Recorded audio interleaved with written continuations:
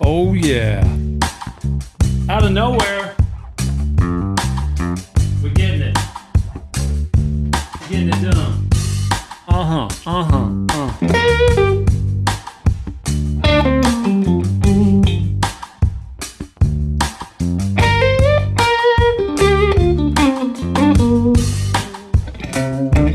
Woo.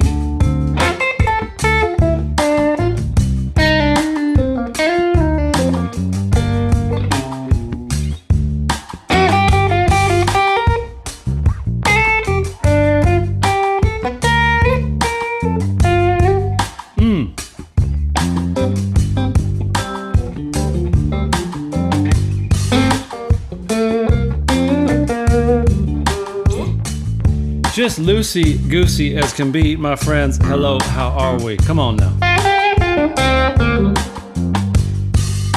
Let's get into it.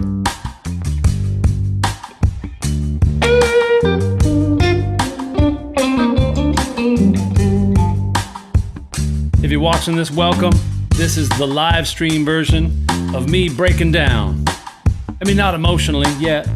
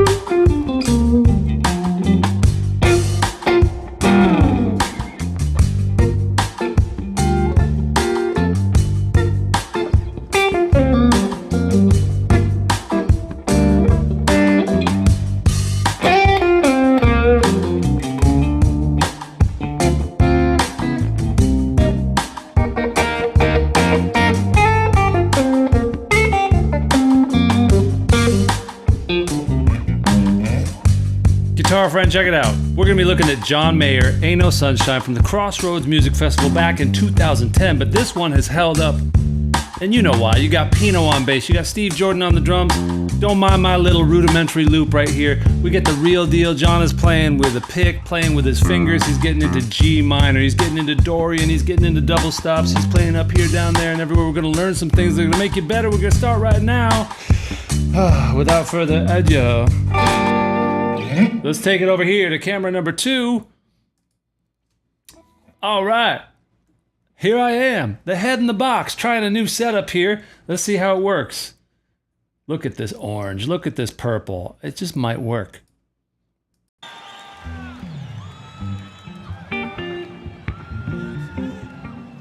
Slow, stinky. All by himself. All right. I apologize in advance for all the stopping and starting, but right away he establishes the pocket, playing with his fingers, and that right inside of the classic friend G minor pentatonic box. We're going to want to see this today as our skeleton, and we're going to add to it a lot of interesting color and sort of put some meat on the bones. One of the notes that I want to bring in here right away is this note right here. That is a 6th, and that is going to give us that.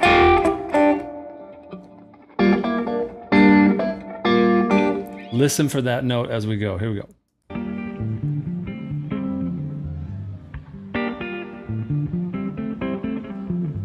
That lick right there. All right, he's coming in with the vocal there. So that the camera wasn't showing his fingers, but I think he's doing something. So up there, try to get my hand in the shot in this new layout. Hey, head in the box. Let's sort of chart that out in a slightly different color. Oh boy. Got my iPad going here, the bells, the whistles. So up here is just another box of that same scale, right? That G minor pentatonic, but we don't spend as much time up there, and maybe we should for licks like this. And when he brings in right there is not typically in the minor pentatonic scale. And it's a really nice kind of sort of crunchy, a little bit outside, a little bit, you know, like funkier sound. And you'll see why, because as we come around to that 5 chord, just a real quick overview, this is like a nice blues, but essentially it doesn't go 1, 4, and then back to the 1. It just vamps on the 1. And in this case, we got 3 minor chords, which makes this iconic song kind of interesting and different. You're not typically going to see, you know, that those are the chords. It vamps on the G minor for basically the whole verse, and then, you know, sunshine when she's gone, D minor, walks down to the C minor, and then you could go back up to the D minor, or you could maybe, there's different variations there, but the basic gist of it is that we're setting up for that turnaround going to that D minor. All right, let's go back to the top and just sort of hear it through that lens.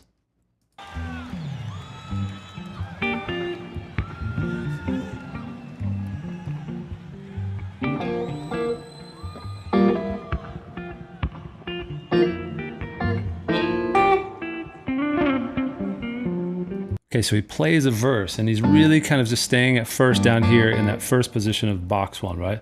And he's doing the... just sort of anchored up right there in that familiar spot. And he does like a little fill right there, and then he's gonna... that's that lick that goes up higher, the...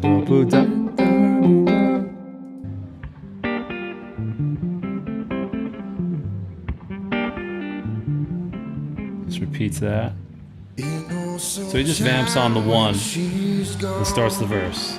Crowd loves it. They're with him. It's now on when she's away.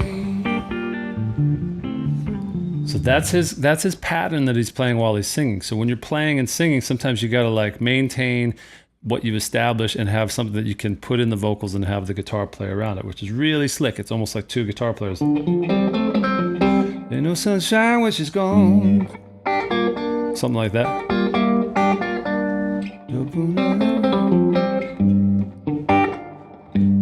Only sunshine, only darkness every day. Sorry, I got the words wrong. Don't kill me. So if you were to just kind of forget the vocal and just sort of like focus on that for like a day, sit on your couch and just chill, head in the box, sort of sliding out of the box. We got to sort of stay in the frame here, bro. All right.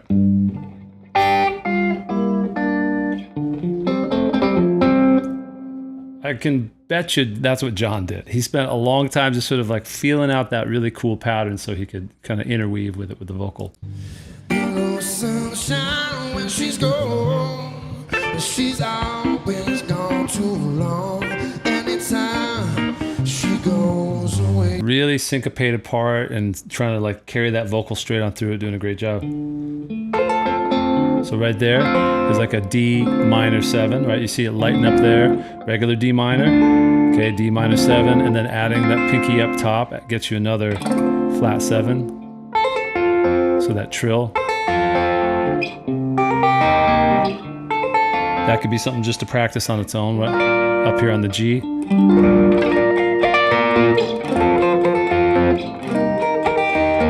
So it takes a little bit of relaxing the pinky. Try to get that in the shot. Sorry, gang. So a little bits of homework you could grab. There's that lick. Band in. All right, one little thing in there. Oh, I know, goosebumps. But when you see something that seems like it's just sort of a little add-on thrown in there, there's as much effort and time that's gone into grabbing those little, like the... as honestly as anything else. And like Stevie does that and BB does it and like a lot of guitar players do it. See if you can bring in just a little bit of that splash of personality, like just a little thing like that that has no reason for being other than that it's cool and it's just sort of like a splash. It couldn't be easier. You just kind of go up to the octave up there, or you could just kind of do it wherever. It's kind of like throw that in next time before the drums drop in. Sorry guys, let me just sort of scoot that back, let you do it. Listen for it. Nice. All right. Oh, the head's moving over. Sorry.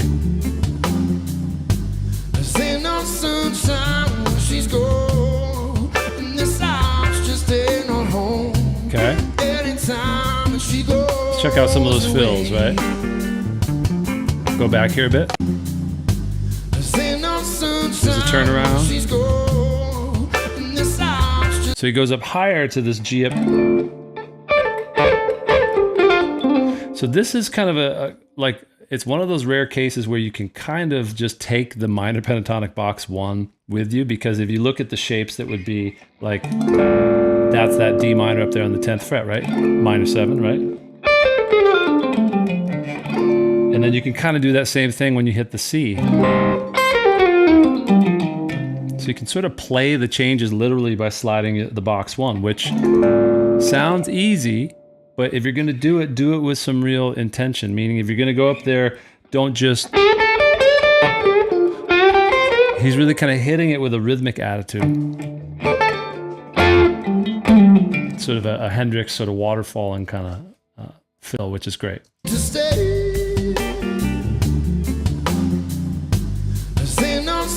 a turnaround.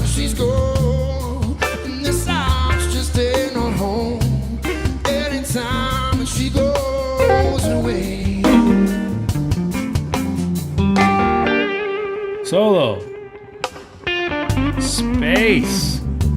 Oof. Very Albert King. Very Stevie meets Albert King meets John Mayer. Let's check it out. So just listen to the opening of that solo again. Sorry, I'll go back a little bit.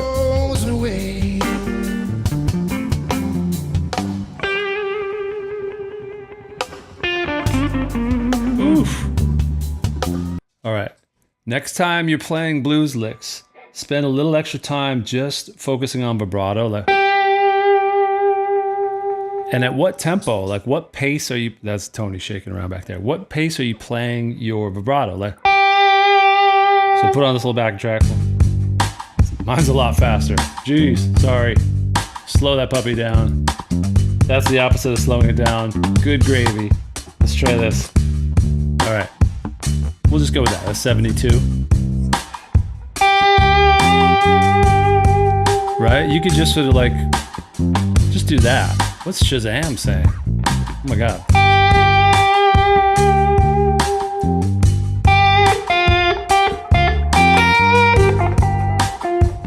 Okay, and let's put the pick down for this. This is all about that fingertip feeling. So watch the right hand.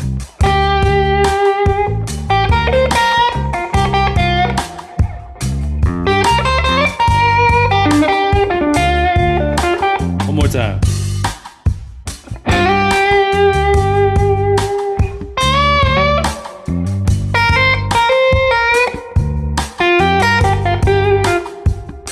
Listen to how different that feels than the pick. I mean, maybe it's just a subtle thing, but your ear will start to hear that kind of nice fingertip tone. It's a special thing. All right, let's get back into it. Yeah, jam track. Way to be there. Okay, hold on.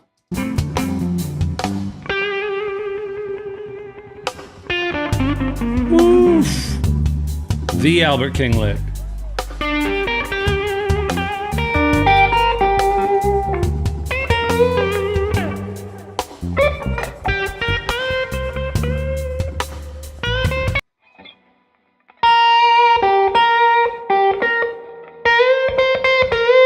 All right, check out what's going on here. I'm just sort of, this is right here.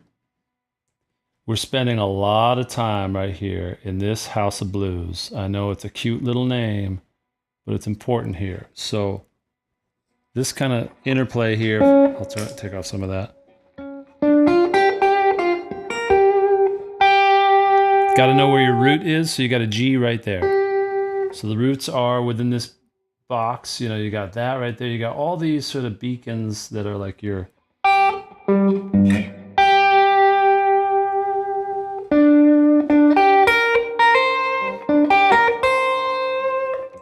And then I think he goes up right here. Oh, sorry, my bad.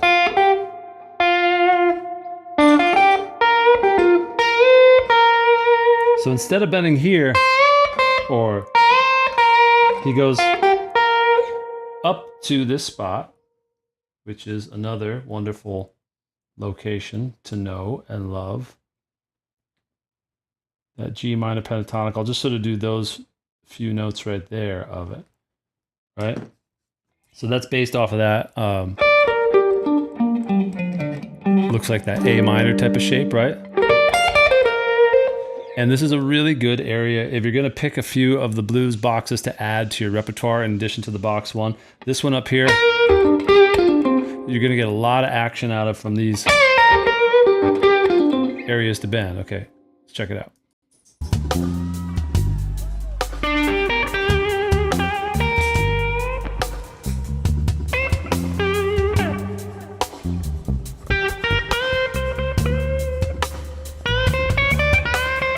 Right there.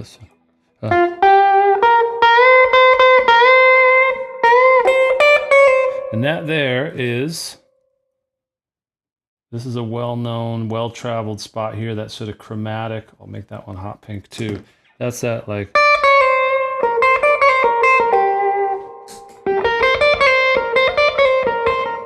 Another reason to spend some time up there, right?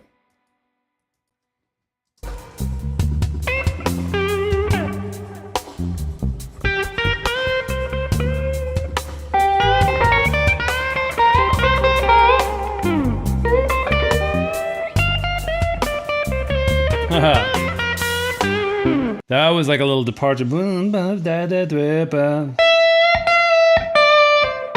Like a little bit, he's sort of flirting with like almost a major. He's doing like a sort of, which would be sort of up here. So that note right there is the less expected one right there. That's let's see, that's that same 6 right there. Just an octave higher. So he's playing that idea through the whole version that he's playing, which is great.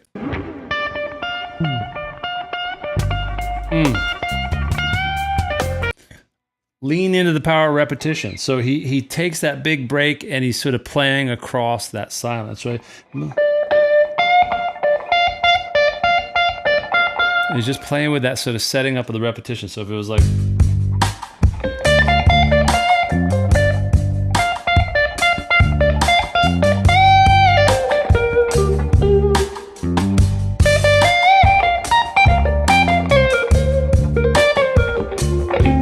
sorry, noodle alert.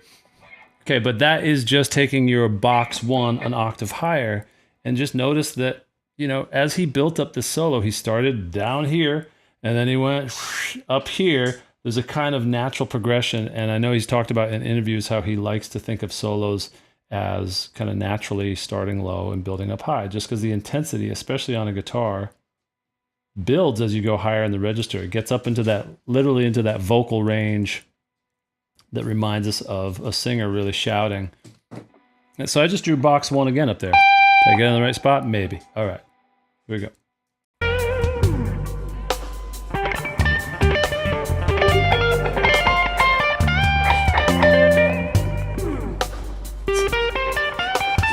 Yeah, so he's up there in box one, right?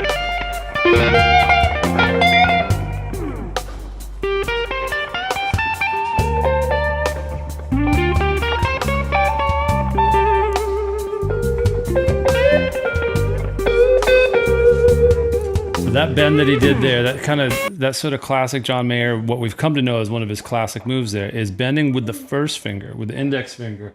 My boy Tony's getting all worked up. So often we think that we're supposed to always look to find the strongest finger to bend with, like the third finger. I know, I'm playing the blues for you, Tony. Tony boy, there he goes. You see him right there? Yeah. So we do that a lot for good reasons, right? So we bend like using all these fingers behind it to give it support, so we can bend like a big bend, a full step bend, and hold it, right? Now, if we do the first finger, it's a little bit less power, but that's kind of the idea, is because you can't control it as much, it creates more of like a sort of a moaning kind of sound, because you'll get into that microtonal sort of like the flat third, because that's that flat third there. You get into the major third by going up a half step, and you can kind of, so play with those things that you'll find also here, like, So on its own, it sounds a little bit out, but in the context with a backing track or with a live band, it'll give it a little bit more of that kind of like bluesy, sort of looser sound, more vocal. So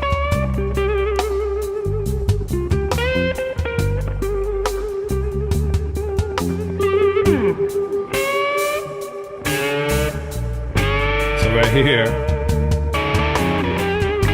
he goes back to the classic Albert King and Stevie Ray spot. And if you haven't ever done it, this is a lot of fun. Like trying to get both of these strings under your finger. I almost feel like this is one of those things that probably happened as an accident or whatever on a gig.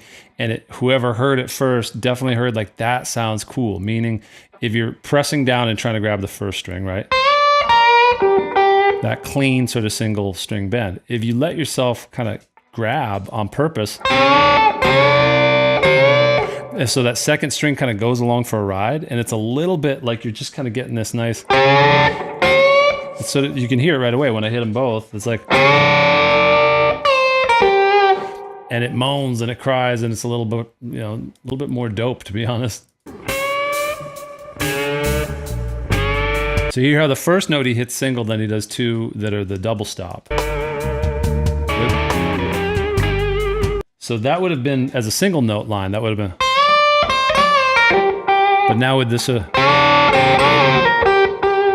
nice. He did the thing again, he did the, whatever you want to call it, the sort of like the shotgun. Listen.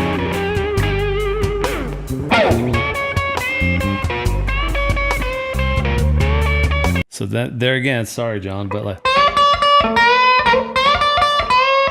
So I'm kind of feeling around and flailing, but like what he's doing is a lot of what Stevie would do too, and Albert, of course, where it's like you're bending this note with everything you got right here, right?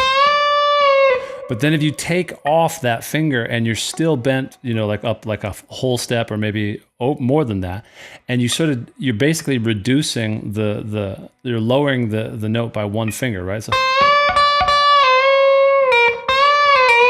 you know, it gets a little bit funky and I got to work on it, but you watch his fingers. He's keeping his fingers in the same spot and he's just sort of pulling off the upper finger. So he's using his index and his middle finger instead.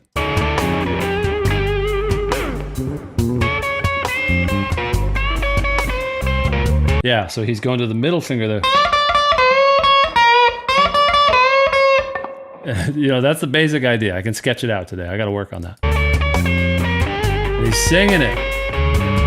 He's not singing like just for show. If you were to be there standing next to him on stage, you would hear him shouting. Like he's literally trying to vocalize as he goes, and it, you know, looks cool. He's got the shades. He's John Mayer, but it's also an approach. It's another thing you can try to steal, is just that attitude of like sing it like you play it and play it like you sing it.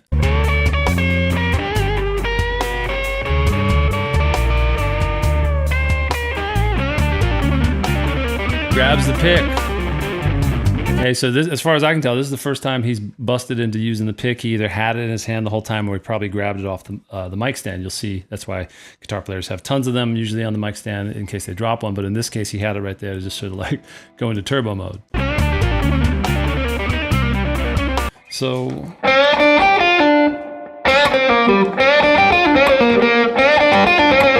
one of those classic licks, and then no, he did this one. So that note that he hit there was my Apple Pencil. By the way, the new Apple iPad came out. In your time, space-time continuum, it was the iPad Pro with the M4 chip, and everybody apparently hates it. I don't know. Who cares? I mean, it's fast and all that, but it's supposed to be super expensive. So the one that I just put in there is this one here. That's the flat 6. And that is a chord tone of that C minor. So we got that turnaround going D minor. So just to show you what that'd be like.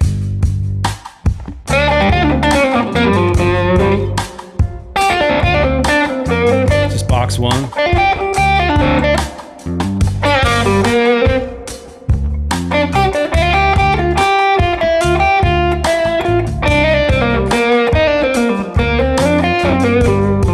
So just going around that progression, once I hit the D minor, I kind of went for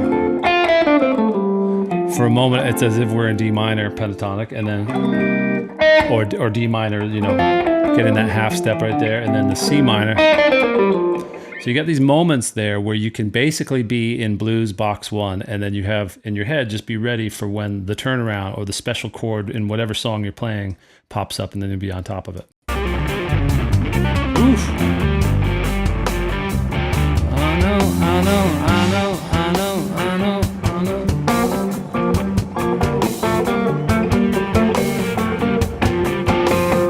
know. Just hitting it. Getting like harmonics.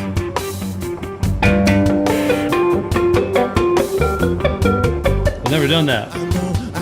It kind of sort of works. So, all right, if you've ever done pinch harmonics, how they work is that if you play a note, let's say I'm playing this note right here, down here on the 3rd fret, 4th string. If I do a pinch harmonic up there, an octave higher, so 12 frets higher, and if you're just kind of hitting, and you got enough overdrive on, you can kind of get that sort of thing going on. So normally you'd have to go like, so you're literally playing the same frets an octave higher, but if you're just kind of playing,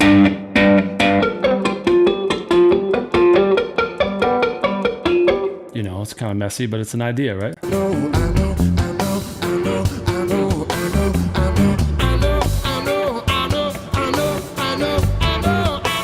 So he's harmonizing and stacking it up, right? So the original, like the melody under there is,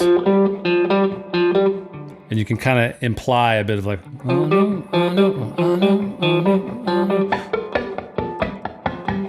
so he's hitting it, and he's just sort of hitting right around where box 1 would be, an octave higher.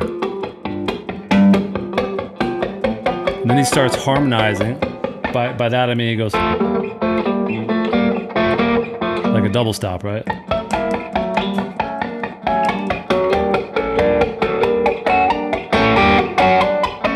So you're basically building up the chord 1 note at a time.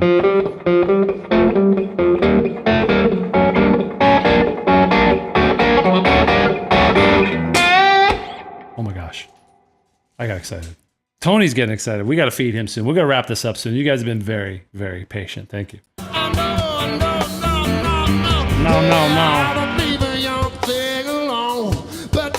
I need some white Ray-Bans in my life. Some cream, some eggshell Ray-Bans. Good lordy.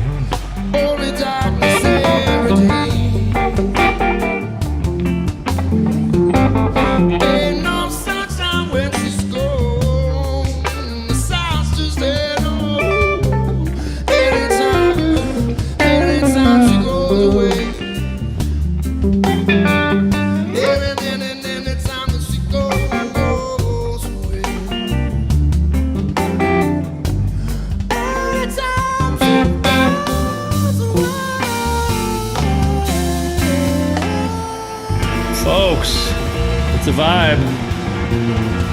Doing that's a thing, you know.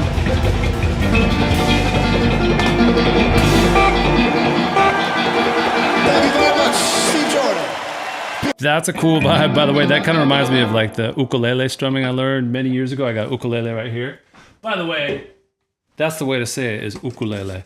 You know, it means, you know, like flee. You know, like it's a happy sound, right? So you finger, and then use the weight of your hand to strum like that. Anyway, that's a sidebar, but that's something you can do on the guitar, right? So you got this, and he's kind of playing basically that minor 6, bringing in that. Steve Jordan, everybody. Tony the dog, everybody. You've been very nice to me. Thanks for hanging out.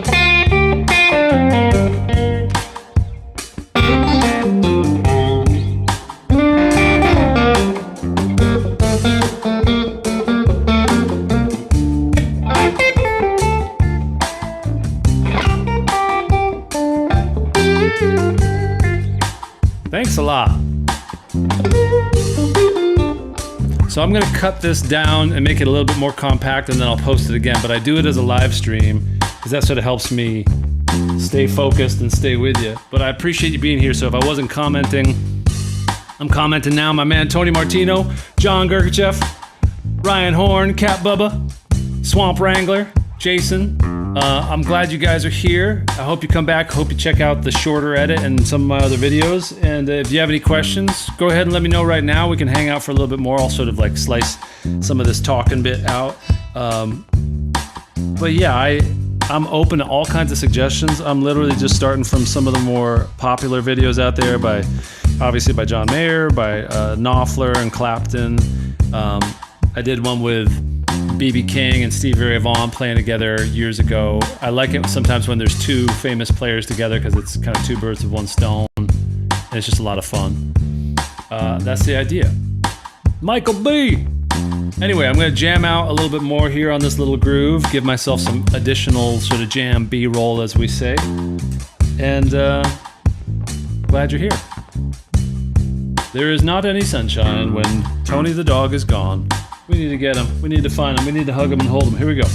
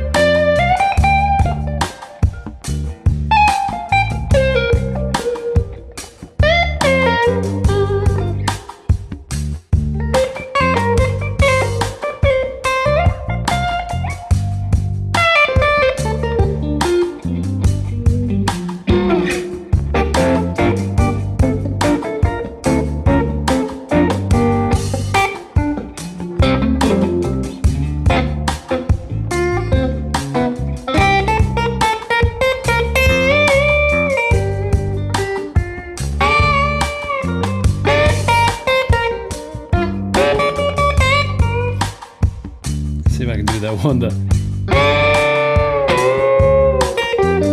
Gotta work on that, right? A little better.